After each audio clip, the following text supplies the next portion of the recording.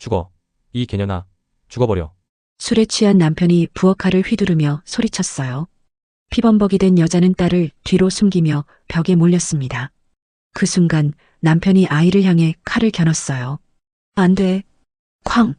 남편이 바닥에 쓰러졌고 여자의 손에는 피가 묻어 있었죠. 죽었을까요? 살았을까요? 하지만 이건 시작에 불과했어요.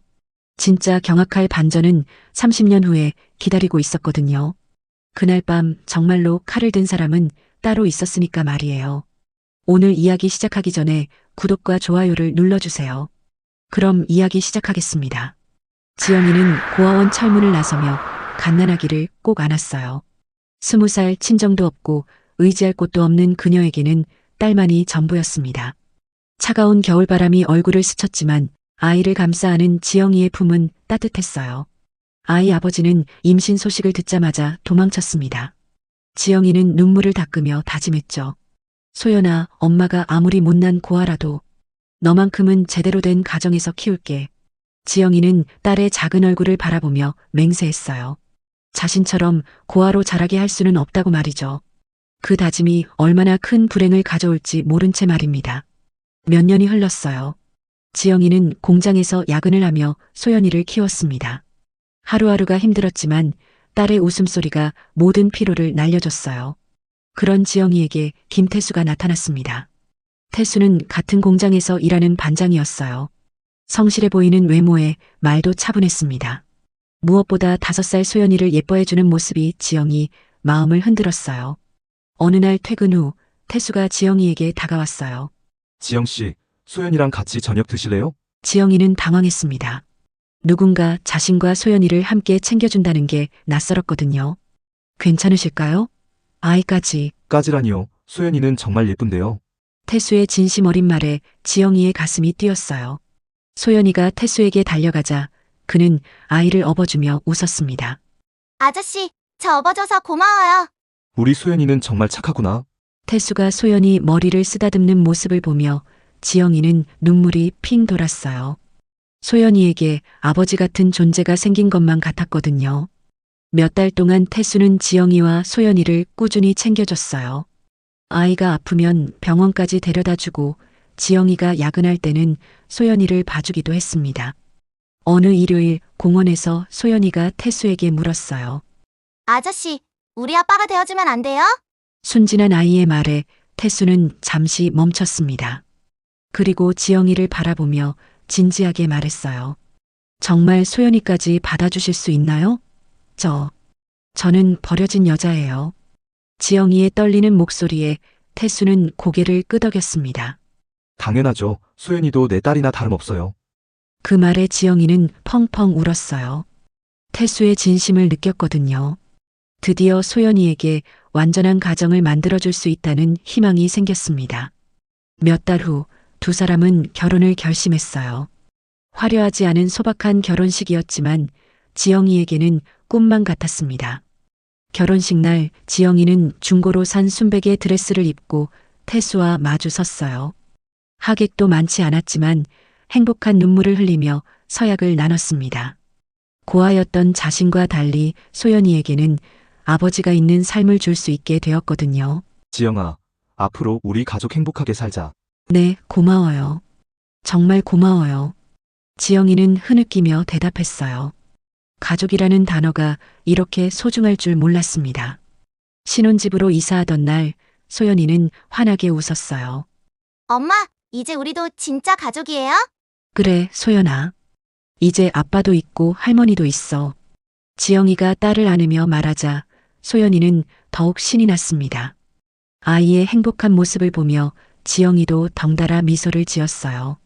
가족에 대한 간절한 갈망이 드디어 이루어지는 순간이었습니다.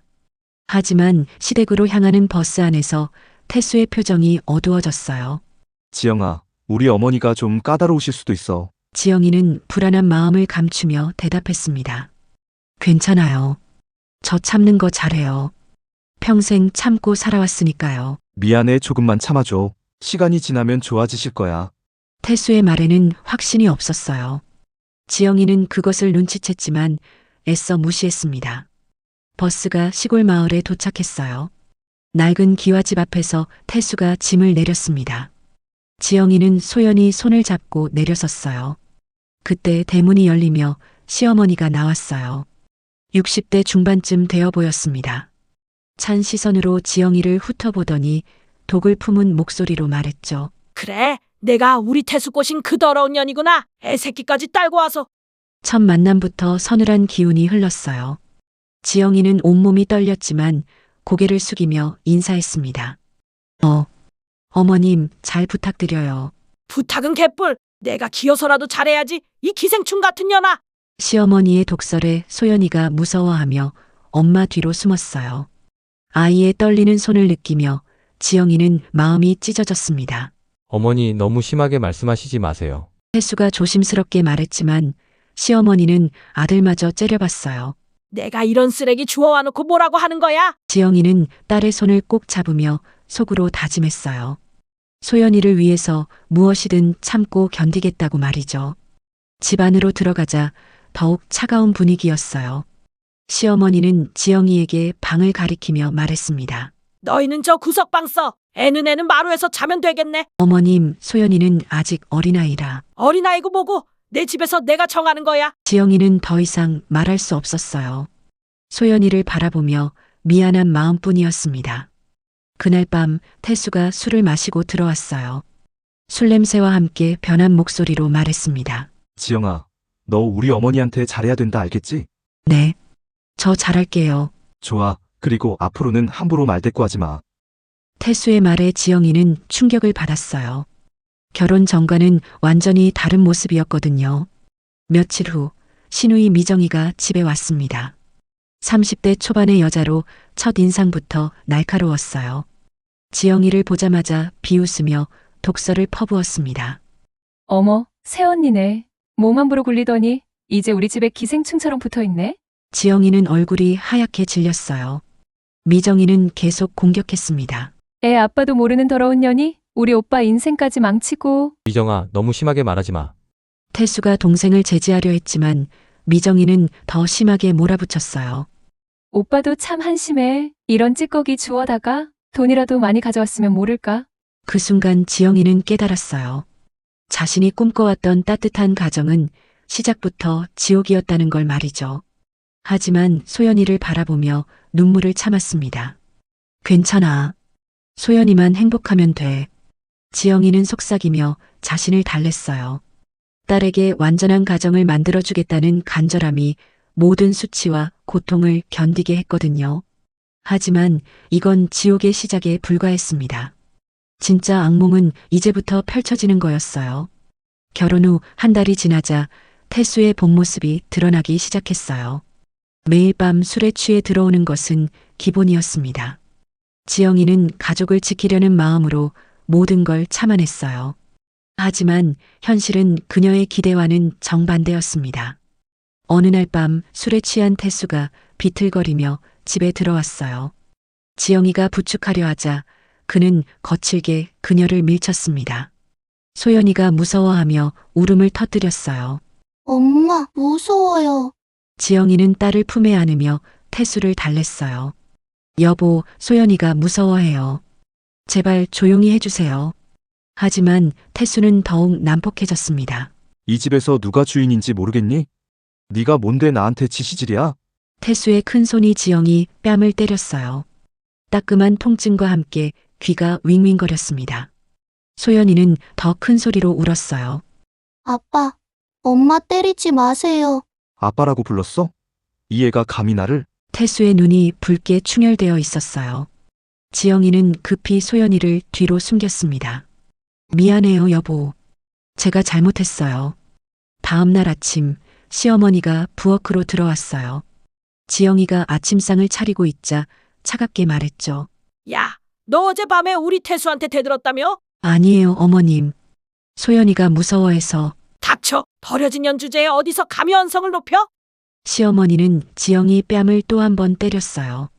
어젯밤 태수에게 맞은 자리 위에 새로운 상처가 생겼습니다. 지영이는 뺨을 감싸며 고개를 숙였어요. 죄송해요, 어머님.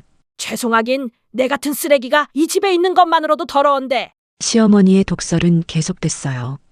지영이는 눈물을 참으며 상을 차렸습니다. 그때 소연이가 부엌으로 들어왔어요. 시어머니는 아이를 보자마자 얼굴을 찡그렸습니다. 이것 봐. 이 애도 엄마 닮아서 얄밉게 생겼네. 소연이가 할머니를 바라보며 인사했지만 시어머니는 외면했어요. 아빠 없는 애가 어디서 할머니라고 불러? 징그럽게. 지영이는 딸을 뒤로 숨기며 떨리는 목소리로 말했어요. 어머님, 아이한테만은 그러지 말아주세요. 제발이요. 제발은 무슨 제발이야? 내가 함부로 몸 굴린 죄를 왜 우리가 감당해야 하는데? 시어머니의 말에 소연이가 무슨 말인지 모르면서도 눈물을 글썽였어요. 지영이는 마음이 찢어지는 것 같았습니다. 일주일 후 지영이는 시장에서 장을 보고 있었어요. 그때 동네 아주머니들이 수군거리는 소리가 들렸습니다. 저 여자 말이야. 애 아빠도 모른다더라. 어머, 그래서 저렇게 싸게 시집 온 거구나. 김 시집에 재수가 없어. 그런 여자를 데려다가. 지영이는 얼굴이 화끈거렸어요. 온 동네가 자신을 손가락질하고 있다는 걸 느꼈습니다. 집으로 돌아가는 길에 미정이와 마주쳤어요. 신우이는 지영이를 보자마자 비웃음을 터뜨렸습니다. 어머, 새언니 얼굴이 왜 그래? 동네에서 욕먹고 왔나? 아니에요, 신우이. 신우이라고 불러? 넌 우리 가족이 아니야. 그냥 얹혀 사는 거지.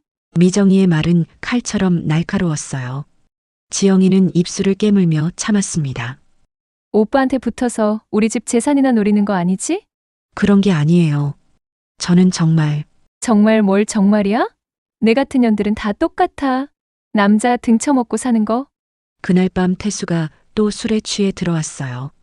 이번에는 도박까지 했는지 기분이 더욱 나빠 보였습니다. 지영아, 돈 좀 줘. 무슨 돈이요? 묻지 말고 그냥 줘, 급해. 지영이는 가뜩이나 생활비도 부족한 상황이었어요.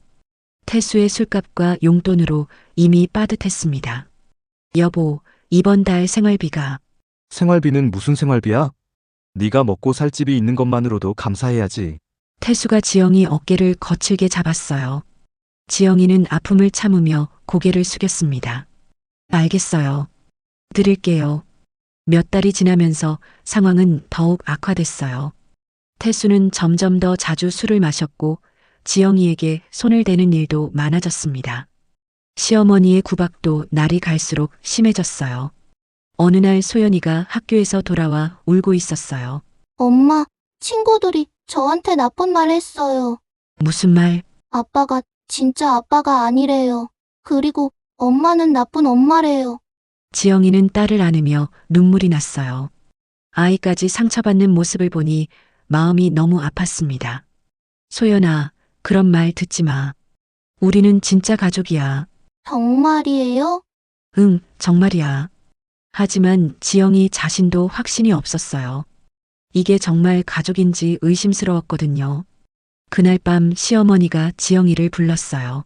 야, 이리 와봐. 지영이가 다가가자 시어머니는 독한 표정으로 말했습니다. 너 언제까지 우리 집에 붙어 있을 거야? 어머님, 무슨 말씀이세요? 무슨 말이긴. 너 같은 쓰레기 때문에 우리 집안 망신만 당하고 있잖아. 저는 최선을 다하고 있어요. 최선? 웃기지 마. 내 최선이 뭔데? 우리 태수 술 먹게 만들고 도박하게 만드는 게? 시어머니의 말에 지영이는 황당했어요. 태수의 문제를 자신 탓으로 돌리고 있었거든요. 그게 제 잘못이 아니에요. 내 잘못이 아니면 누구 잘못이야? 내가 오기 전에는 우리 태수가 이러지 않았어. 시어머니가 소리를 지르자 소연이가 방에서 나왔어요. 할머니, 왜 엄마한테 소리 질러요? 얘는 또 뭐야? 어디 어른들 말에 끼어들어? 시어머니가 소연이에게도 화를 내자 지영이는 급히 딸을 감쌌어요. 어머님, 아이한테는. 아이 하지 마. 이 애 때문에 더 골치 아프다고. 그때 미정이가 들어왔어요. 상황을 파악한 그녀는 더욱 독설을 퍼부었습니다. 어머, 또 싸우고 있네. 새언니, 정말 민폐야. 신우이, 저는. 신우이라고 부르지 마. 너 같은 년이 우리 가족인 적 없어. 미정이는 지영이를 위아래로 훑어보며 비웃었어요. 정말 후한무치하긴. 어떻게 이렇게 뻔뻔할 수 있어? 지영이는 더 이상 참을 수 없었어요. 하지만 소연이 때문에 꾹 참았습니다. 괜찮아. 소연이만 행복하면 돼. 지영이는 속삭이며 자신을 달랬어요. 친정도 없는 자신에게는 이 집이 유일한 의지처였습니다. 딸에게 온전한 가정을 주고 싶다는 간절함이 모든 모욕과 폭력을 견디게 했어요. 하지만 지영이는 몰랐어요. 이런 희생이 결코 보답받지 못할 거라는 걸 말이죠. 점점 그녀의 몸과 마음은 한계에 다다르고 있었습니다. 가족을 지키겠다는 다짐은 서서히 고통의 족쇄로 변해가고 있었어요. 결혼한 지 2년이 지났지만 지영이의 삶은 지옥 그 자체였어요. 태수는 술과 도박에 완전히 빠져버렸고 폭력은 날로 심해졌습니다. 지영이는 온몸에 멍자국을 달고 살았지만 소연이 앞에서만큼은 웃으려 애썼어요. 어느 금요일 밤 태수가 평소보다 늦게 들어왔어요. 얼굴이 일그러져 있었고 옷에서는 술 냄새가 진동했습니다. 뭔가 큰일이 났다는 걸 직감한 지영이가 조심스럽게 물었어요. 여보, 무슨 일 있었어요? 태수는 지영이를 째려보더니 주먹을 벽에 내리쳤어요. 망했어. 완전히 망했다고. 무슨 일인지 말해주세요. 도박에서 큰 돈을 잃었어. 5천만 원. 지영이는 머리가 하얗게 변했어요. 5천만 원이라는 거금을 어떻게 갚을 수 있을까요? 여보, 그런 큰 돈을. 닥쳐. 내 때문이야. 내 때문에 내가 이렇게 됐어. 태수가 지영이를 거칠게 밀쳤어요. 지영이는 벽에 등을 부딪히며 신음했습니다. 돈 구해와. 당장. 어디서 그런 돈을. 몰라. 네가 알아서 해. 그때 소연이가 방에서 나왔어요. 7살이 된 아이는 아빠의 무서운 모습에 울음을 터뜨렸습니다. 아빠, 엄마 때리지 마세요. 이 애가 어른 일에 끼어들어? 태수의 손이 소연이를 향해 뻗어졌어요. 지영이는 급히 딸을 감쌌습니다. 여보, 제발. 아이한테는 하지 마세요. 그럼 돈 구해와. 안 그러면 이 애도 가만 안 둬. 태수의 협박에 지영이는 온몸이 떨렸어요. 하지만 달리 방법이 없었습니다.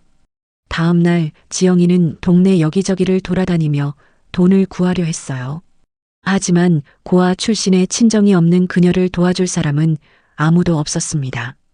며칠 후 사채업자들이 집으로 찾아왔어요. 김태수 씨 집 맞나요? 무서운 인상의 남자들이 현관에 서 있었어요. 태수는 벌벌 떨며 숨어버렸습니다. 죄송해요. 지금 집에 없는데.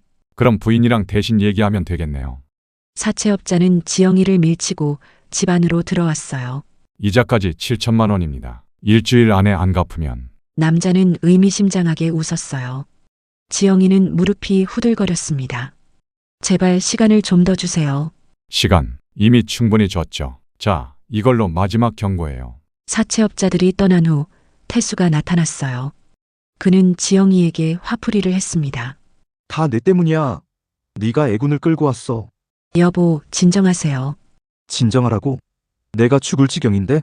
태수는 지영이 머리채를 잡고 바닥에 내동댕이 쳤어요. 지영이는 뒷머리를 움켜잡으며 신음했습니다. 그날 밤 태수는 더욱 많은 술을 마셨어요. 그리고 부엌에서 칼을 꺼냈습니다. 지영아, 이리 와. 여보, 칼은 왜? 묻지 말고 와. 지영이는 공포에 떨며 다가갔어요. 태수의 눈빛이 평소와 달랐습니다. 너 죽으면 보험금 나오지? 여보, 무슨 소리예요? 아니면 이해라도. 태수가 소연히 방을 바라봤어요. 지영이는 소름이 끼쳤습니다. 안 돼요. 절대 안 돼. 그럼 네가 돈 구해와. 못 구하면 다 죽어. 태수가 칼을 휘두르며 소리쳤어요. 지영이는 뒤로 물러서며 벽에 붙었습니다. 알았어요. 구해올게요. 그 순간 소연이가 방에서 나왔어요. 아이는 아빠 손에 든 칼을 보고 비명을 질렀습니다. 엄마, 소연아, 방으로 들어가. 하지만 태수는 소연이를 향해 다가갔어요. 이 애부터 없애면. 안 돼요. 지영이는 태수와 소연이 사이로 뛰어들었어요. 칼끝이 지영이 팔을 스쳤고 피가 흘렀습니다. 엄마, 피나요. 소연이가 울며 지영이를 붙잡았어요. 그 순간 지영이 안에서 뭔가 끊어졌습니다. 소연아, 방으로 가. 지금 당장. 아이를 방으로 밀어넣고 문을 잠근 후 지영이는 태수와 마주 섰어요. 여보, 정신 차려요. 정신? 내가 정신이 없다고? 태수는 칼을 더 높이 들었어요. 그리고 지영이를 향해 내리쳤습니다. 죽어. 이 개년아. 죽어버려. 지영이는 간신히 피했지만 칼이 어깨를 베었어요. 피가 흘러내렸습니다. 아! 지영이의 비명소리에 소연이가 방 안에서 울부짖었어요. 엄마, 엄마. 소연아, 괜찮아. 엄마 괜찮아. 하지만 태수는 멈추지 않았어요.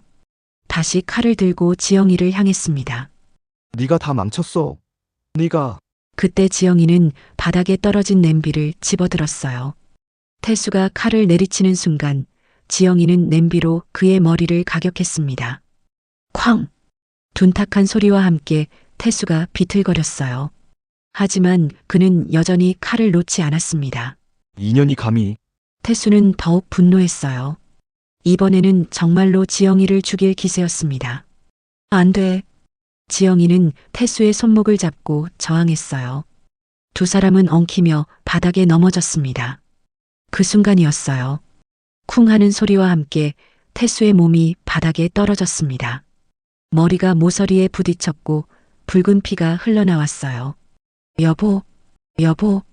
지영이는 태수를 흔들었지만 반응이 없었어요. 숨소리도 들리지 않았습니다. 죽은 건가? 지영이는 공포에 휩싸였어요. 자신이 남편을 죽였다고 생각했습니다. 그때 소연이 방문을 두드리는 소리가 들렸어요. 엄마, 엄마. 문 열어주세요. 지영이는 정신을 차렸어요. 딸을 지켜야 했습니다. 설사 자신이 살인자가 되었다 해도 말이죠. 소연아, 잠깐만. 엄마가 지금 갈게. 지영이는 태수의 시체를 보며 결심했어요. 이제 딸과 함께 도망쳐야 했습니다. 이 지옥에서 벗어나야 했어요. 하지만 지영이는 몰랐어요.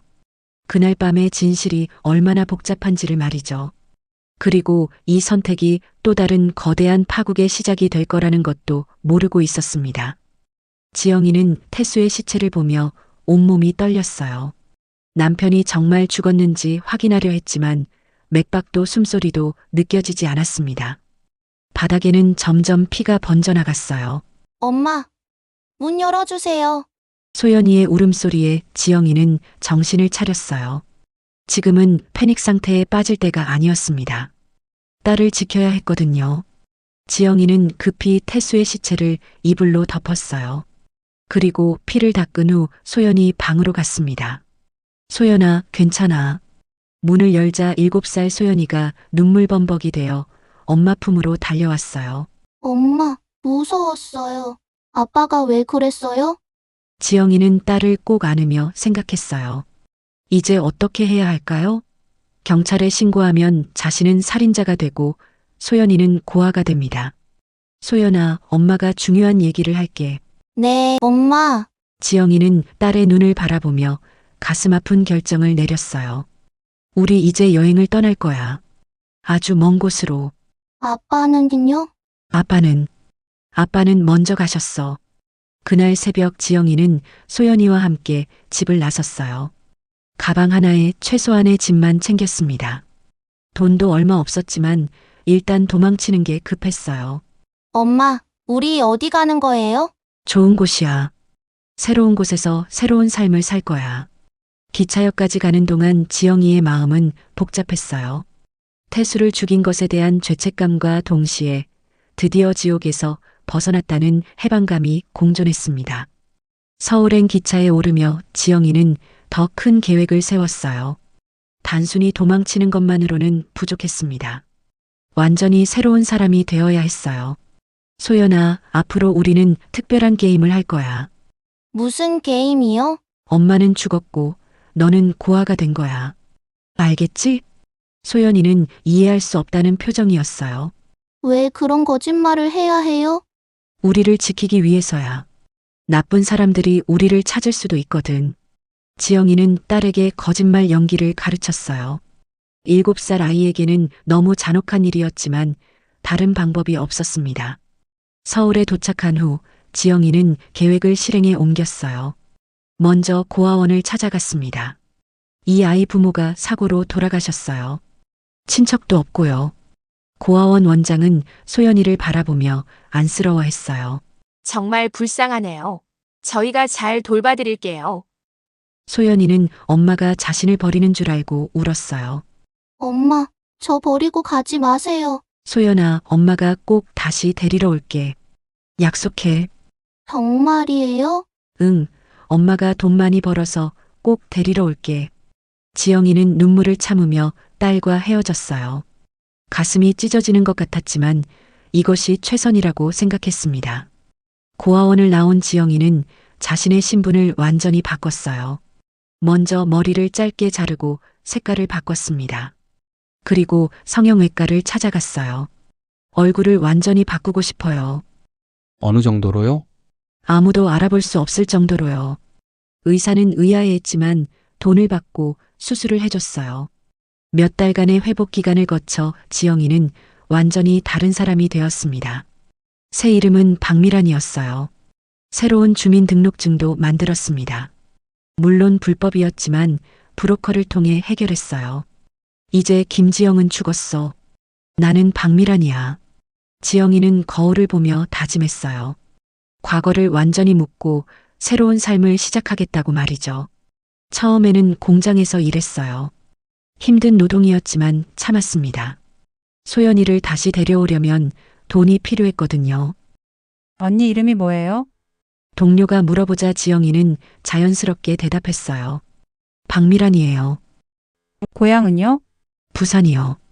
거짓말이 점점 자연스러워졌어요. 지영이는 가상의 인생을 만들어냈습니다. 몇 년이 흘렀어요. 지영이는 공장 일을 그만두고 작은 식당을 차렸습니다. 억척스럽게 일한 결과였어요. 사장님 정말 요리 잘하세요. 손님들의 칭찬에 지영이는 미소를 지었어요. 하지만 마음 한구석은 늘 공허했습니다. 소연이 때문이었어요. 고아원에 연락해 보려 했지만 용기가 나지 않았어요. 자신이 딸을 버린 죄책감 때문이었습니다. 소연이는 잘 지내고 있을까? 밤마다 딸 생각에 잠 못 이루는 날이 많았어요. 그럴 때마다 지영이는 더 열심히 일했습니다. 식당이 잘 되자 지영이는 사업을 확장했어요. 몇 년 후에는 작은 기업을 운영하게 되었습니다. 미란 씨, 정말 대단해요. 이렇게 성공하시다니. 사업 파트너의 칭찬에 지영이는 쓴웃음을 지었어요. 성공했다고 하지만 정작 가장 소중한 건 잃어버렸거든요. 어느 날 지영이는 고아원에 전화를 걸었어요. 혹시 김소연이라는 아이가 있었나요? 김소연이요? 언제쯤 들어온 아이인가요? 한 10년 전쯤. 아, 그 아이 말씀이시군요. 벌써 나간 지 오래됐어요. 어디로 갔는지 아세요? 죄송하지만 개인정보라서. 전화를 끊은 후 지영이는 절망했어요.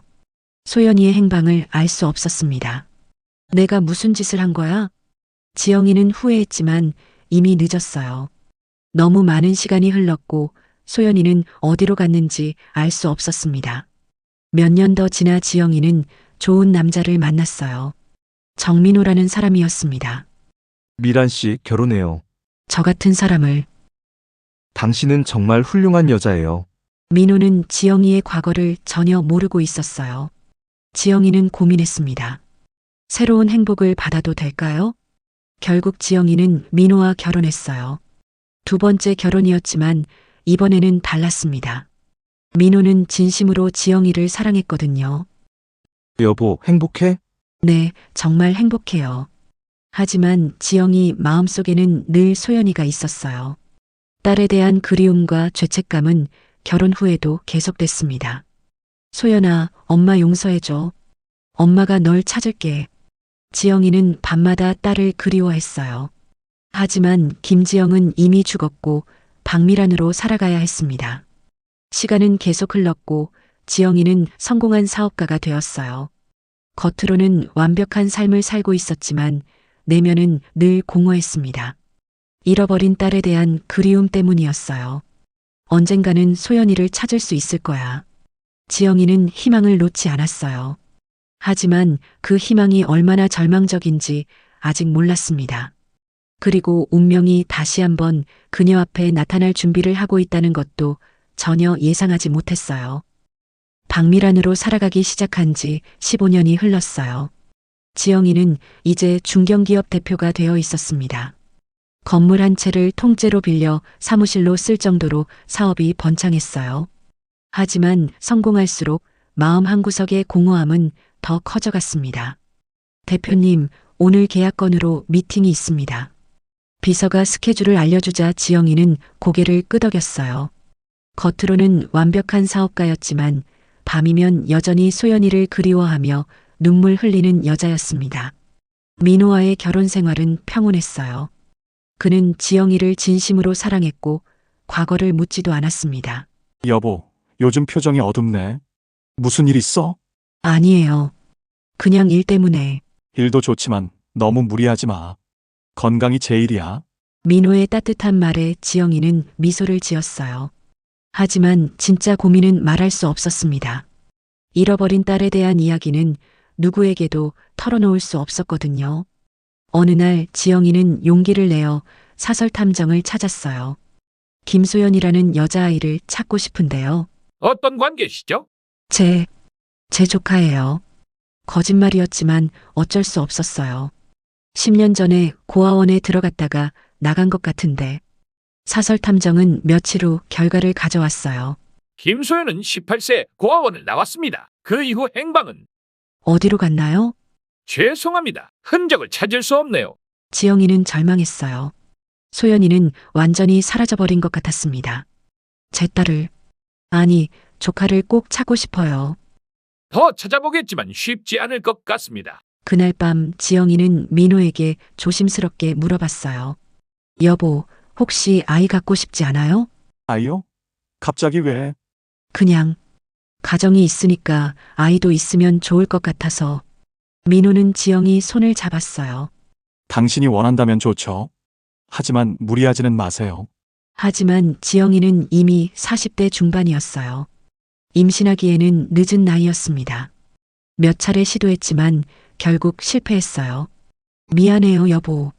제가 나이가 많아서. 괜찮아요. 우리 둘만 있어도 충분히 행복해요.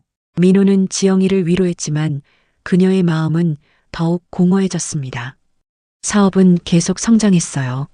지영이는 이제 업계에서 인정받는 여성 기업인이 되었습니다. 박 대표님 정말 존경합니다. 혼자서 이런 성공을 이루시다니. 감사해요. 하지만 혼자가 아니었어요. 많은 분들의 도움이 있었죠. 시상식에서 상을 받으며 지영이는 미소를 지었어요. 하지만 마음속으로는 생각했습니다. 소연아, 엄마가 성공했어. 이제 널 찾아서 좋은 생활을 해주고 싶은데. 몇 년이 더 흘렀어요. 지영이는 50대가 되었고 소연이를 찾을 희망은 점점 줄어들었습니다. 어느 날 TV에서 고아원 특집 프로그램이 나왔어요. 성인이 된 고아들의 이야기였습니다. 저는 18세에 고아원을 나와서 혼자 살고 있어요. 한 여성의 인터뷰를 보며 지영이는 가슴이 아팠어요. 소연이도 저렇게 힘들게 살고 있을까요? 여보, 울고 있네? 민호가 걱정스럽게 물었어요. 아니에요. 그냥 불쌍해서. 착한 마음씨야. 그래서 당신을 더 사랑해요. 하지만 지영이는 자신이 착한 사람이 아니라고 생각했어요. 딸을 버린 못된 엄마라고 여겼습니다. 그러던 어느 날 놀라운 소식을 들었어요. 옛 시댁에서 연락이 온 것입니다. 혹시 김지영 씨 아시나요? 누구시죠? 저는 김태수의 동생 김미정인데. 지영이는 온몸이 얼어붙었어요. 과거가 되돌아오는 순간이었습니다. 지영이 그년이 어디 있는지 아세요? 모르는데요. 왜 그러시죠? 그년이 우리 오빠 죽이고 도망쳤거든요. 15년 동안 찾고 있었어요. 미정이의 말에 지영이는 충격을 받았어요. 자신을 찾고 있었다는 것이었습니다. 확실한 증거는 있으세요? 물론이죠. 그년이 오빠 죽이고 애까지 데리고 도망쳤어요. 전화를 끊은 후 지영이는 공포에 떨었어요. 미정이가 자신을 찾고 있다면 언젠가는 정체가 들킬 수도 있었습니다. 진정해. 나는 이제 박미란이야. 김지영은 죽었어. 지영이는 자신을 달랬지만 불안감은 계속됐어요. 며칠 후 또 다른 충격적인 소식을 들었어요. 회사 청소 담당 업체에서 새로운 직원을 보낸다는 것이었습니다. 대표님, 새로 오시는 청소 담당자입니다. 안녕하세요. 김소연입니다. 그 순간 지영이는 숨이 멎을 뻔했어요. 김소연? 설마 자신의 딸일까요? 하지만 그 여자는 지영이가 기억하는 소연이와는 전혀 달랐어요. 25세 정도로 보이는 여성이었지만 억척스러우면서도 삶의 상처가 깊이 배어 있었습니다. 반갑습니다. 지영이는 떨리는 마음으로 인사했어요. 과연 이 여자가 자신의 딸일까요? 열심히 하겠습니다. 소연이는 고개를 숙이며 인사했어요. 그 모습이 어린 시절 지영이 자신과 닮아 보였습니다. 그날 밤 지영이는 잠을 이룰 수 없었어요. 설마 정말 소연이일까? 하지만 확신할 수 없었어요. 너무 오랜 시간이 흘렀고 아이는 어른이 되어 있었습니다. 며칠 동안 지영이는 소연이를 유심히 관찰했어요. 그 여자에게서 묘한 끌림을 느꼈지만 정체를 확신하기는 어려웠습니다. 혹시 고향이 어디세요? 경상도 쪽이에요. 가족은? 없어요. 혼자 살아요. 소연이의 대답에 지영이의 가슴이 찢어졌어요. 혼자 살고 있다니 얼마나 힘들었을까요? 힘들죠? 혼자 사는 게. 괜찮아요. 익숙해졌어요. 소연이의 담담한 대답에서 지영이는 깊은 슬픔을 느꼈어요. 자신이 버린 딸이 이렇게 혼자 살고 있을지도 모른다는 생각에 마음이 아팠습니다. 그날 이후 지영이는 소연이에게 관심을 보이기 시작했어요. 점심 드셨어요? 네, 먹었어요. 뭐 드셨는데요? 편의점 김밥이요. 지영이는 마음이 아팠어요. 혼자서 편의점 김밥으로 끼니를 때우고 있다니. 괜찮으시면 저희 사무실에서 시키는 도시락 같이 드실래요? 괜찮아요, 저는. 그냥 같이 드시죠. 혼자 먹는 것보다 함께 먹는 게 맛있어요. 지영이는 계속해서 소연이를 챙겼어요. 혹시 자신의 딸일지도 모른다는 생각과 함께 단순히 힘든 젊은 여성을 도와주고 싶은 마음도 있었습니다. 하지만 소연이는 지영이의 관심을 부담스러워하는 것 같았어요. 대표님, 왜 저한테 이렇게 잘해주세요? 그냥 혼자 사는 게 힘들 것 같아서요. 저 혼자 사는 거 괜찮아요. 걱정 안 하셔도 돼요. 소연이의 단호한 말에 지영이는 더 이상 말할 수 없었어요. 하지만 마음속으로는 계속 궁금했습니다. 과연 이 여자가 자신이 그토록 찾던 딸일까요? 운명은 이미 두 모녀를 한 곳에 모아놓았어요. 하지만 서로를 알아보지 못한 채 그들은 조심스럽게 서로를 관찰하고 있었습니다. 진실이 밝혀지는 순간은 점점 다가오고 있었어요. 소연이가 회사에서 일하기 시작한 지 한 달이 지났어요. 지영이는 매일 그녀를 관찰하며 혼란스러워했습니다. 과연 이 여자가 자신의 딸일까요? 확신할 수 없었지만 묘한 끌림은 점점 강해졌어요. 어느 날 소연이가 청소를 하다가 손을 다쳤어요. 유리 조각에 베인 것이었습니다. 아, 소연이의 비명소리에 지영이가 달려왔어요. 어떻게 다쳤어요? 괜찮아요. 대표님 별거 아니에요.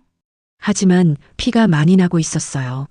지영이는 급히 구급상자를 가져왔습니다. 가만히 있어요. 제가 처치해드릴게요. 지영이가 소연이 손을 잡는 순간 이상한 전율이 흘렀어요. 설명할 수 없는 친밀감이었습니다. 아파요? 아니에요. 감사합니다. 소연이도 지영이의 손길에서 묘한 따뜻함을 느꼈어요. 하지만 이유를 알 수 없었습니다. 그날 이후 두 사람 사이에는 미묘한 변화가 생겼어요. 지영이는 더 자주 소연이를 챙겼고 소연이도 지영이에게 조금씩 마음을 열기 시작했습니다. 소연 씨, 가족 이야기를 들어본 적이 없네요. 말씀드릴 가족이 없어요. 부모님은?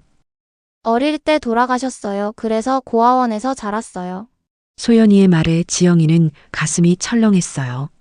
고아원에서 자랐다니 정말 자신의 딸일 가능성이 높아졌습니다. 힘드셨겠어요. 괜찮아요. 이제 익숙해졌어요. 소연이의 담담한 대답에서 지영이는 깊은 슬픔을 느꼈어요. 자신이 딸을 어떤 고통 속에 내버려뒀는지 깨달았습니다. 며칠 후 두 사람은 또 다른 갈등을 겪었어요. 소연이가 청소 중에 중요한 서류를 실수로 버린 것이었습니다. 이 서류 어떻게 된 거예요? 지영이가 화를 내자 소연이는 당황했어요. 죄송해요. 대표님, 제가 실수했어요. 이 서류가 얼마나 중요한지 알아요? 계약이 날아갈 뻔했어요. 지영이는 평소보다 더 화를 냈어요. 사실은 소연이가 자신의 딸일지도 모른다는 불안감 때문이었습니다. 정말 죄송해요. 다시는 이런 일 없게 하겠습니다. 소연이가 고개를 숙이자 지영이는 갑자기 미안해졌어요. 너무 심하게 꾸짖었다는 생각이 들었습니다. 아, 미안해요. 제가 너무 화를 냈네요. 아니에요. 제 잘못이에요. 그날 밤 지영이는 민호에게 털어놨어요. 여보, 오늘 직원한테 너무 화를 냈나 봐요. 무슨 일이었는데? 청소하는 소연 씨가 실수를 했는데 괜히 화를 냈어요. 당신답지 않네. 평소에는 직원들에게 그렇게 화내지 않잖아. 민호의 말에 지영이는 자신도 모르게 소연이에게 특별한 감정을 갖고 있다는 걸 깨달았어요. 다음 날 지영이는 소연이에게 사과했어요. 어제는 제가 너무했네요. 미안해요. 괜찮아요, 대표님. 커피라도 한 잔 사드릴까요? 아, 괜찮아요. 그냥 받으세요. 제 마음이 편하게요. 두 사람은 회사 근처 카페에서 마주 앉았어요. 처음으로 개인적인 대화를 나누는 자리였습니다. 소연 씨는 어떻게 이 일을 하게 되었어요? 별다른 기술이 없어서요. 할 수 있는 일이 많지 않았어요. 고아원에서 나온 후에는 어떻게 지냈어요? 소연이는 잠시 망설이더니 입을 열었어요. 처음에는 공장에서 일했어요. 그 다음에는 식당, 편의점 이것저것 많이 했죠. 혼자서 다 해내셨군요. 대단해요. 지영이의 진심 어린 칭찬에 소연이는 당황했어요. 별거 아니에요. 살려면 어쩔 수 없었으니까요. 가족 같은 분은 없어요? 연인이라든지. 없어요. 그냥 혼자가 편해요. 소연이의 말에서 지영이는 깊은 외로움을 느꼈어요. 자신과 너무 닮아 있었습니다. 저도 어릴 때 혼자였어요. 그래서 소연 씨 마음을 조금 알 것 같아요. 대표님도 그러셨어요? 네. 힘들었죠. 잠깐의 침묵 후 소연이가 물었어요. 대표님은 어떻게 이렇게 성공하셨어요? 그냥 열심히 했어요. 포기하지 않고요. 지영이는 진짜 이야기를 할 수 없었어요. 자신이 어떤 과정을 거쳐 여기까지 왔는지 말할 수 없었습니다. 그날 이후 두 사람의 관계는 조금씩 가까워졌어요. 하지만 동시에 묘한 긴장감도 흘렀습니다. 어느 날 소연이가 아파서 결근했어요. 지영이는 걱정이 되어 연락했습니다. 괜찮아요? 네, 그냥 감기인 것 같아요. 병원은 다녀왔어요? 아니요, 돈이 아까워서. 지영이는 마음이 아팠어요. 병원비가 아까워서 병원도 못 간다니. 주소 알려주세요. 약이라도 사다 드릴게요. 괜찮아요, 대표님. 그럴 필요 없어요. 하지만 지영이는 약을 사들고 소연이 집으로 찾아갔어요. 낡은 원룸이었습니다. 대표님이 왜 여기까지? 그냥 걱정되어서요. 약 드세요. 소연이의 집을 보며 지영이는 가슴이 아팠어요. 너무 좁고 낡은 곳이었습니다. 여기서 혼자 살아요? 네, 월세가 싸서요. 지영이는 자신의 딸이 이런 곳에서 살고 있을지도 모른다는 생각에 눈물이 날 뻔했어요. 혹시 필요한 거 있으면 언제든 말해요. 괜찮아요. 저 이런 거 익숙해요. 며칠 후 소연이가 회사로 돌아왔어요. 그런데 이상한 일이 벌어졌습니다. 소연 씨, 어디서 돈 구했어요? 무슨 말씀이세요? 월세 연체료 때문에 고민하던 거 해결됐다면서요? 동료 청소부가 묻자 소연이는 당황했어요. 그냥 해결됐어요. 사실은 지영이가 익명으로 돈을 보낸 것이었어요. 소연이의 집주인에게 연락해서 월세를 대신 낸 것입니다. 누가 도와줬나 봐요? 몰라요, 누군지. 소연이는 의아해했어요. 자신을 도와줄 사람이 있을 리 없는데 말이죠. 그날 오후 소연이가 지영이 사무실을 청소하다가 실수로 사진을 떨어뜨렸어요. 지영이의 결혼 사진이었습니다. 죄송해요. 소연이가 사진을 줍는 순간 그 안에 한 모퉁이에 작은 사진이 있는 걸 봤어요. 어린 여자아이의 사진이었습니다. 이 아이는 누구예요? 지영이는 깜짝 놀라며 사진을 빼앗았어요. 아무도 아니에요. 하지만 소연이는 그 아이가 묘하게 자신과 닮았다는 생각을 했어요. 저랑 비슷하게 생긴 것 같은데. 그런가요? 모르겠네요. 지영이는 당황해하며 사진을 서둘러 치웠어요. 그 사진은 어린 소연이의 사진이었거든요. 그날 밤 소연이는 계속 그 사진이 신경 쓰였어요. 왜 나랑 닮은 아이 사진이 있을까? 한편 지영이도 잠을 이룰 수 없었어요. 소연이가 사진을 봤어. 혹시 눈치챘을까? 두 사람 모두 서로에 대한 궁금증이 점점 커져갔어요. 하지만 아직은 진실을 확신할 수 없었습니다. 며칠 후 또 다른 사건이 벌어졌어요. 소연이가 지영이의 과거 서류를 정리하다가 이상한 걸 발견한 것입니다. 대표님, 이 서류에 김지영이라는 이름이 있는데. 지영이는 얼굴이 하얗게 질렸어요. 뭐라고요? 김지영, 대표님과 관련된 분인가요? 아니에요. 그냥 옛날 거래처 담당자였을 거예요. 하지만 소연이는 이상함을 느꼈어요. 지영이의 당황한 모습이 심상치 않았거든요. 그날 이후 두 사람 사이에는 미묘한 긴장감이 흘렀어요. 서로를 의심하면서도 확신할 수 없는 상황이 계속됐습니다. 혹시 정말일까? 소연이는 지영이를 바라보며 생각했어요. 이 여자가 자신을 버린 엄마일 수도 있다는 가능성을 말이죠. 한편 지영이도 똑같은 생각을 하고 있었어요. 소연이가 정말 내 딸이라면. 하지만 두 사람 모두 먼저 말을 꺼낼 용기가 없었어요. 만약 틀렸다면 모든 게 망가질 수 있었거든요. 운명은 두 모녀를 가까이 두었지만 진실을 확인하는 것은 또 다른 문제였습니다. 서로를 의심하면서도 확신할 수 없는 고통스러운 시간이 계속되고 있었어요. 지영이와 소연이가 서로를 의심하며 지내던 어느 날 갑작스러운 전화가 걸려왔어요.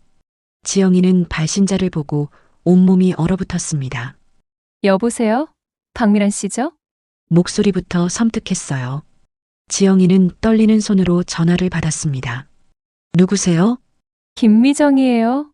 15년 전 우리 오빠 태수 아내였던 그 년 김지영 말이에요. 지영이는 숨이 막힐 것 같았어요. 결국 미정이가 자신을 찾아낸 것이었습니다. 무슨 말씀인지. 시침이 떼지 마요.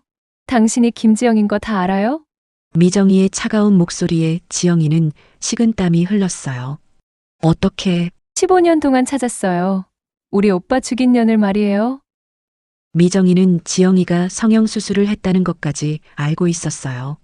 사설탐정을 고용해서 끝까지 추적한 결과였습니다. 내일 만나요. 안 나오면 경찰서에 신고할 거예요. 전화가 끊긴 후 지영이는 주저앉았어요. 15년간 숨어 살던 과거가 드디어 찾아온 것이었습니다. 다음 날 지영이는 약속 장소인 카페로 갔어요. 미정이는 이미 와서 기다리고 있었습니다. 15년이 지났지만 여전히 날카로운 인상이었어요. 오랜만이네, 지영아. 미정 씨. 미정 씨? 형수가 신우이한테 그렇게 말해? 미정이는 비웃으며 지영이를 위아래로 훑어봤어요. 성형 잘했네. 완전 다른 사람이 됐잖아. 지영이는 아무 말도 할 수 없었어요. 왜 15년 동안 숨어 살았을까? 우리 오빠 죽인 게 그렇게 무서웠나? 저는 태수를 죽이지 않았어요. 거짓말하지 마. 그날 밤 우리 오빠 죽이고 도망친 거 다 알고 있어. 미정이가 목소리를 높이자 주변 사람들이 쳐다봤어요. 증거가 있어요? 증거? 당연히 있지. 그날 밤 현장에 있던 사람이 있거든. 지영이는 깜짝 놀랐어요. 누가요? 일단 돈부터 내놔. 그건 나중에 알려줄게. 돈이요? 15년 동안 우리 집안이 얼마나 고생했는데? 배상금으로 10억 내놔. 미정이는 터무니없는 금액을 요구했어요. 그런 큰 돈이 어디 있어요? 없긴 뭘 없어. 대기업 대표가 돈이 없다고? 하지만 안 주면 경찰에 신고할 거야. 살인 시효는 없으니까 감옥 갈 각오해. 미정이의 협박에 지영이는 절망했어요. 15년간 쌓아온 모든 것이 무너질 위기였습니다. 시간을 좀 주세요. 일주일 안에 돈 구해와. 미정이는 자리에서 일어나며 마지막으로 말했어요. 아, 그리고 그때 애도 어디 있는지 알아? 소연이? 지영이는 온몸이 얼어붙었어요. 소연이를 어떻게 해? 우리 집안 핏줄인데 당연히 찾아야지. 15년 동안 버려두고 뭘 했는지 보자고. 미정이가 떠난 후 지영이는 한동안 움직일 수 없었어요. 소연이까지 위험에 빠뜨릴 수는 없었습니다. 그날 밤 지영이는 민호에게 말할 수 없어 혼자 고민했어요. 어떻게 하지? 자수해야 하나? 하지만 자수하면 소연이와의 관계도 들통날 것이었어요. 그럼 딸에게도 상처를 줄 수 있었습니다. 며칠 후 미정이가 다시 연락했어요. 돈 준비됐어? 조금 더 시간을. 시간은 개뿔. 내일까지 안 주면 진짜 신고한다. 그날 밤 지영이는 결국 결심했어요. 민호에게 모든 것을 털어놓기로 한 것입니다. 여보, 제가 할 말이 있어요. 무슨 일이야? 며칠째 이상하더니. 지영이는 떨리는 목소리로 과거를 털어놨어요. 김지영이었던 시절, 태수와의 결혼, 그리고 그날 밤의 일까지 모든 것을 말했습니다. 민호는 충격에 빠져 한동안 말이 없었어요. 그럼 당신이 살인을? 저도 모르겠어요. 정신없는 상황이었어요. 그래도 15년 동안 속인 거네요. 민호의 실망한 목소리에 지영이는 무너질 것 같았어요. 미안해요. 정말 미안해요. 그럼 소연 씨가? 제 딸일 수도 있어요. 아직 확실하지는 않지만. 민호는 복잡한 표정이었어요. 하지만 결국 지영이를 껴안았습니다. 힘들었겠어요. 혼자서 이 모든 걸 감당하느라. 여보, 일단 변호사부터 만나봐요. 방법이 있을 거예요. 다음 날 지영이와 민호는 변호사를 만났어요. 15년 전 일이라면 증거가 중요합니다. 상대방이 어떤 증거를 갖고 있는지 확인해야 해요. 자수하는 게 좋을까요? 성급하게 결정하지 마세요. 일단 상황을 더 파악해 봅시다. 그런데 바로 그날 오후 놀라운 일이 벌어졌어요. 소연이가 지영이 사무실로 찾아온 것입니다. 대표님, 혹시 시간 있으세요? 무슨 일이에요? 소연이는 심각한 표정이었어요. 어제 이상한 여자가 저를 찾아왔어요. 지영이는 심장이 쿵 내려앉았어요. 누가요? 김미정이라는 사람인데 제 과거를 아는 것 같았어요. 뭐라고 했나요? 저한테 친엄마 얘기를 하면서 김지영이라는 사람 얘기를 했어요. 지영이는 숨을 쉴 수가 없었어요. 그래서 뭐라고 했어요? 그냥 모른다고 했어요. 그런데 그 사람이 대표님 회사 얘기를 하더라고요. 저를요? 네, 대표님도 그 김지영이랑 관련이 있다면서. 그 순간 지영이는 모든 것을 털어놓고 싶었어요. 하지만 용기가 나지 않았습니다. 소연 씨, 혹시? 네. 지영이가 말하려는 순간 사무실 문이 열렸어요. 미정이가 들어온 것입니다. 어머, 모녀가 만났네. 미정이는 비웃으며 두 사람을 바라봤어요. 뭐 하는 거예요? 여기 어떻게 들어왔어요? 소연이가 당황해하자 미정이는 더 큰 소리로 웃었어요. 자기 엄마도 못 알아보나? 참 한심하다. 무슨 소리예요? 이 여자가 너를 버린 엄마야. 미정이가 손가락으로 지영이를 가리키며 소리쳤어요. 소연이는 충격에 빠져 지영이를 바라봤어요. 그게 무슨... 15년 전에 너를 고아원에 버린 김지영이 바로 이 여자라고? 지영이는 더 이상 숨길 수 없었어요. 소연아. 엄마라고 부르라고요? 소연이의 목소리는 분노로 떨리고 있었어요. 미안해. 정말 미안해. 15년 동안 어디 있었어요? 저 혼자 죽도록 고생하는 동안. 소연이는 울분을 터뜨렸어요. 나는 엄마가 죽었다고 생각했어요. 그런데 여기서 떵떵거리며 살고 있었다고요? 소연아, 사정이 있었어. 사정? 무슨 사정이면 친딸을 버려요? 소연이의 절규에 지영이는 눈물을 흘렸어요. 미정이는 이 상황을 즐기고 있었어요. 참 감동적이네. 15년 만에 모녀 상봉. 당신은 왜 이런 짓을 해요? 지영이가 미정이에게 따졌어요. 당연하지. 우리 오빠 죽인 년이 이렇게 잘 살고 있는데 가만히 있을 수 있나? 그때 소연이가 물었어요. 오빠를 죽였다고요? 그래. 15년 전에 우리 오빠 김태수를 죽이고 도망친 거야. 소연이는 더욱 충격에 빠졌어요. 자신의 엄마가 살인자라는 것이었습니다. 정말이에요? 지영이는 고개를 숙였어요. 미안해, 소연아. 미안하다고 다 되는 줄 알아요? 15년 동안 저를 속인 걸 말이에요. 소연이는 울면서 사무실을 뛰쳐나갔어요. 지영이가 따라가려 했지만 미정이가 막았습니다. 어디 가려고? 아직 우리 할 얘기 많이 남았는데. 나중에 해요. 지금은 지금 당장 해야 해. 돈 준비 안 됐으면 내일 경찰서 간다. 그날 밤 지영이는 절망에 빠졌어요. 딸에게도 미움받고 과거에도 발목 잡힌 상황이었습니다. 하지만 다음 날 아침 민호가 놀라운 소식을 가져왔어요. 여보, 큰일 났어요. 무슨 일이에요? 김미정이 어젯밤에 교통사고로 죽었대요. 지영이는 깜짝 놀랐어요. 정말이에요? 네. 술 마시고 운전하다가 사고가 났대요. 미정이의 갑작스러운 죽음으로 상황은 급변했어요. 하지만 지영이의 진짜 고민은 따로 있었습니다. 소연이와의 관계를 어떻게 회복해야 할지, 그리고 15년 전 그날 밤의 진실을 어떻게 밝혀야 할지 막막했어요. 미정이는 죽었지만 진실은 여전히 어둠 속에 있었습니다. 미정이의 갑작스러운 죽음 소식에 지영이는 복잡한 감정에 휩싸였어요. 15년간 자신을 괴롭혔던 사람이 사라진 것이지만 동시에 진실을 밝혀줄 수 있는 유일한 증인도 함께 사라진 것이었습니다. 며칠 후 더 충격적인 소식이 들려왔어요. 미정이의 유품을 정리하던 중 놀라운 증거가 발견된 것입니다.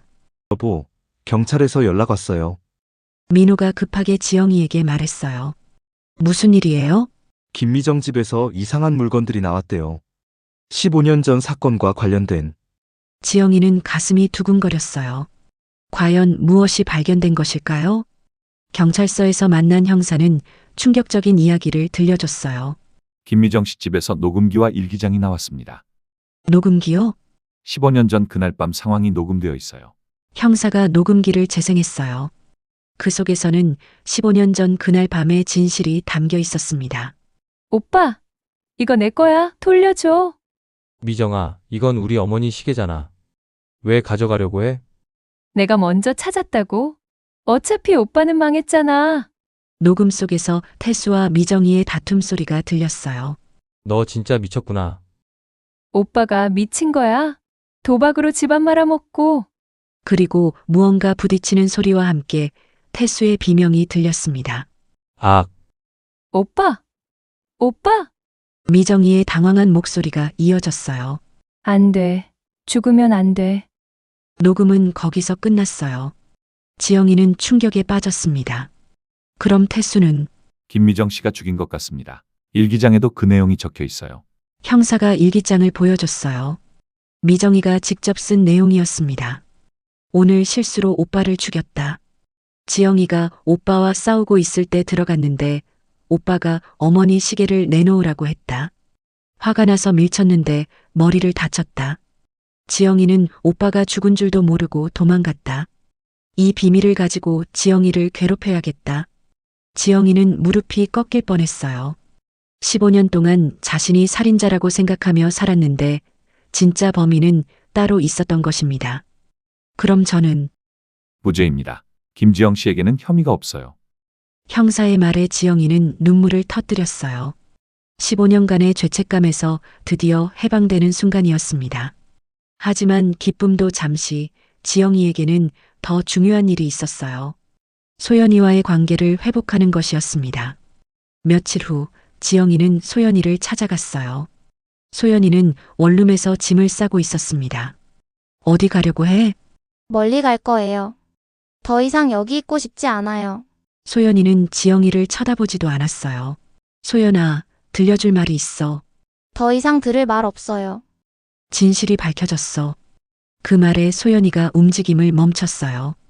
15년 전 그날 밤 엄마가 태수를 죽인 게 아니었어. 지영이는 경찰에서 알게 된 진실을 모두 들려줬어요. 소연이는 충격에 빠진 채 듣고 있었습니다. 정말이에요? 응. 엄마도 피해자였어. 그럼 15년 동안 엄마가 너를 버린 건 맞아. 하지만 살인자에서 도망친 게 아니라 살인자로 몰릴까봐 무서워서였어. 소연이는 복잡한 표정이었어요. 그래도 저를 버린 건 사실이잖아요. 미안해, 소연아. 정말 미안해. 지영이는 무릎을 꿇고 딸 앞에 빌었어요. 15년 동안 엄마가 얼마나 그리웠는지 몰라요. 엄마도 매일 널 그리워했어. 하루도 잊은 적 없어. 그럼 왜 찾지 않았어요? 무서웠어. 너에게 상처를 줄까봐. 소연이는 눈물을 흘리며 지영이를 바라봤어요. 엄마, 소연아. 15년 만에 모녀는 진짜로 껴안았어요. 오해와 분노가 사라지고 그리움만 남았습니다. 엄마 정말 보고 싶었어요. 엄마도야. 너무 보고 싶었어. 두 사람은 한참을 울었어요. 15년간의 아픔이 눈물로 흘러나왔습니다. 며칠 후 지영이는 소연이를 집으로 데려왔어요. 민호는 소연이를 따뜻하게 맞아줬습니다. 소연아, 앞으로 우리가 가족이야. 감사해요, 아버지. 소연이는 처음으로 아버지라는 말을 했어요. 민호는 눈물을 글썽였습니다. 이제 정말 완전한 가족이 됐네. 지영이는 행복했어요. 오랜 꿈이 드디어 이루어진 것입니다. 몇 달 후 소연이는 지영이 회사에서 정식 직원으로 일하기 시작했어요. 청소가 아닌 사무직이었습니다. 소연아, 힘들면 언제든 말해. 괜찮아요, 엄마. 열심히 할게요. 소연이는 15년간의 고생으로 단련된 강한 정신력을 보여줬어요. 일도 빨리 배웠고 동료들과도 잘 어울렸습니다. 어느 날 지영이는 소연이에게 특별한 제안을 했어요. 대학교 가는 게 어때? 지금 나이예요? 늦은 나이는 없어. 내가 원한다면 뒷바라지 해줄게. 소연이는 잠시 생각하더니 고개를 끄덕였어요. 해보고 싶어요, 공부. 그래, 우리 딸 똑똑하니까 잘할 거야. 1년 후 소연이는 대학에 입학했어요. 야간 대학이었지만 소연이에게는 꿈 같은 일이었습니다. 엄마, 저 정말 대학생이 된 거예요? 그래, 우리 소연이가 대학생이야. 지영이는 뿌듯했어요. 딸이 새로운 꿈을 향해 달려가는 모습이 보기 좋았습니다. 그런데 어느 날 소연이가 특별한 소식을 가져왔어요. 엄마, 저 좋은 사람 만났어요. 정말? 어떤 사람인데? 대학교 선배인데 정말 좋은 사람이에요.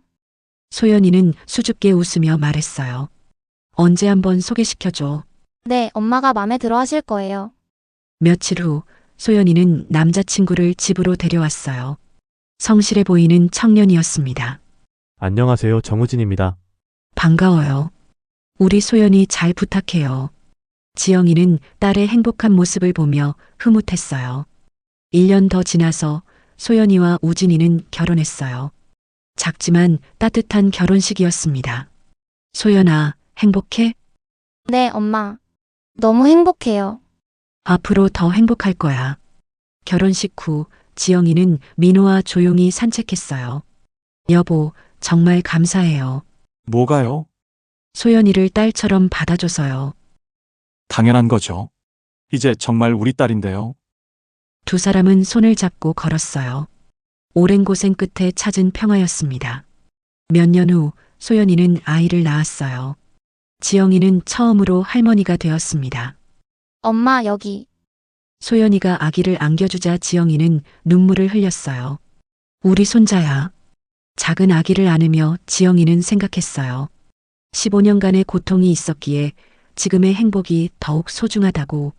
소연아, 엄마가 정말 자랑스러워. 저도요. 이렇게 강한 엄마를 둔 게 자랑스러워요. 모녀는 미소를 지으며 서로를 바라봤어요. 그날 밤 지영이는 창밖을 바라보며 혼자 중얼거렸어요. 태수야, 미정아, 이제 모든 게 끝났어. 우리 모두 평화롭게 살자. 별이 빛나는 하늘을 보며 지영이는 새로운 다짐을 했어요. 남은 인생은 가족을 위해 살겠다고 말이에요. 고아원에서 시작된 지영이의 인생은 수많은 고난을 거쳐 드디어 완전한 행복에 도달했어요. 잃어버렸던 딸을 되찾고 진짜 가족을 만들었습니다. 15년간의 오해와 고통은 모두 과거가 되었고, 이제는 오직 사랑과 희망만이 남았어요. 인생은 때로 잔혹하지만 끝까지 포기하지 않으면 반드시 행복이 찾아온다는 것을 지영이는 몸소 증명했습니다. 그리고 진실은 언젠가 반드시 밝혀진다는 것도 배웠어요. 악한 자는 결국 벌을 받고 선한 자는 보상을 받는 인과응보의 법칙이 지영이의 삶에서 그대로 실현된 것이었습니다.